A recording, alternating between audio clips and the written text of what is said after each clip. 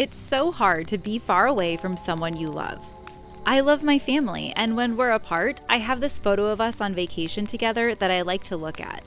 Sometimes I'll even play music for my sister's favorite band. It reminds me of them and makes me feel like I'm not so far away. Yeah, it's interesting how objects and activities can take on this deeper significance in our lives. Like, think of a special blanket from childhood made by your mother, or your dad's favorite song.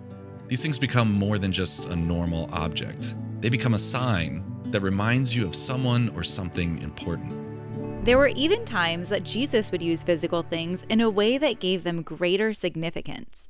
Think of the time Jesus spat in the dirt and made mud, wiping it on the blind man's eyes to heal him. Did Jesus need to use mud? No. Jesus could heal people with just a word or a touch. But in this situation, he decided to use mud. Yeah, I can imagine if you're miraculously healed by Jesus wiping his spit mud into your eye, you'd have a very different reaction the next time you see mud.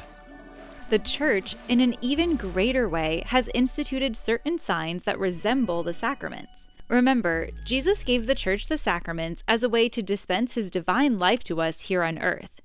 But the church has also instituted something called sacramentals. These sometimes resemble the sacraments, and they're signs that help us to be open to and receive the sacraments. Sacramentals help us to become more open to God's grace in our lives. Think of our example. A photo of your family isn't actually your family, but the photo reminds you of your love for them, and it warms your heart before you're actually able to be united with them again. It's important to remember that sacramentals are not sacraments. Sacraments dispense sacramental grace to us and allow us to share in God's divine life.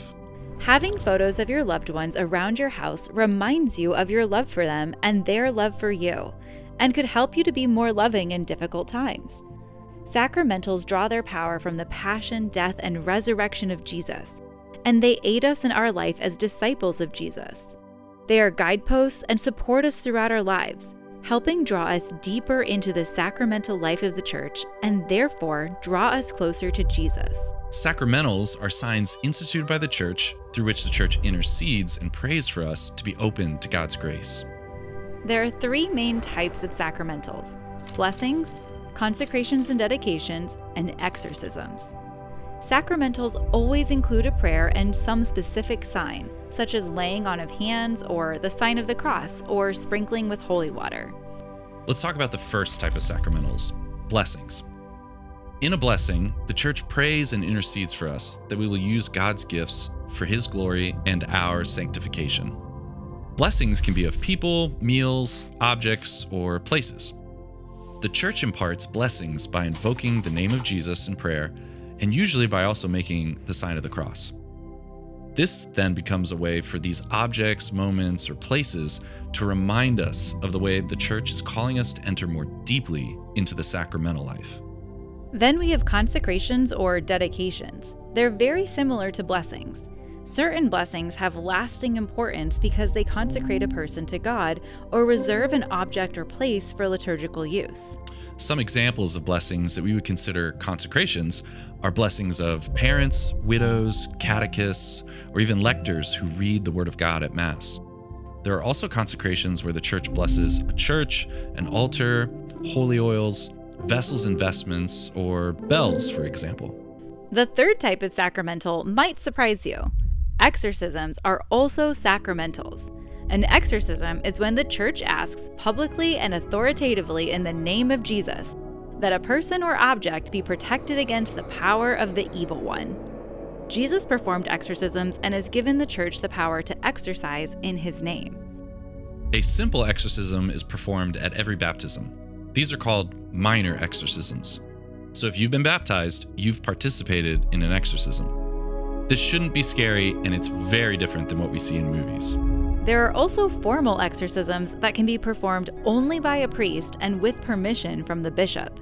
A formal exorcism is directed at the expulsion of demons or to the liberation from demonic possession through the spiritual authority which Jesus entrusted to his church.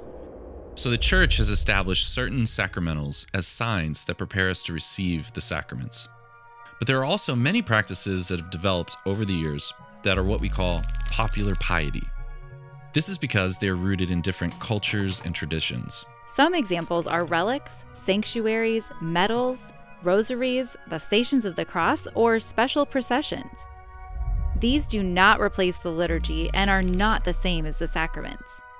These devotions are intended to help us enter more deeply into the sacraments and increase our desire for communion with Jesus through the sacraments, in a similar way that looking at a photo of your family reminds you of your love for them or makes you long to be with them.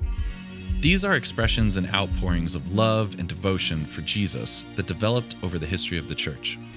Eventually, the Church has recognized these as helpful signs for our life as disciples because they properly prepare us to receive the sacraments. We don't worship created things. We worship the Creator. A blessed medal or statue of Jesus, Mary, or the saints can be an aid in our life as disciples because it reminds us of Jesus and opens our heart to receiving the sacraments. Going to the Stations of the Cross or participating in a blessing or other sacramentals, these are directed toward increasing our desire to receive Jesus in the sacraments. It's also a powerful way we can bring holiness to our surroundings and the moments in our life. Through sacramentals, God showers us with grace and prepares us to receive the sacraments.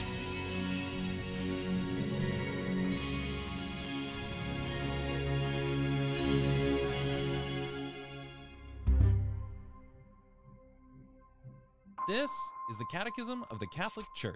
It's the official summary written by the Church of everything Catholics believe. But if the contents of this catechism are unlocked, it can change the world.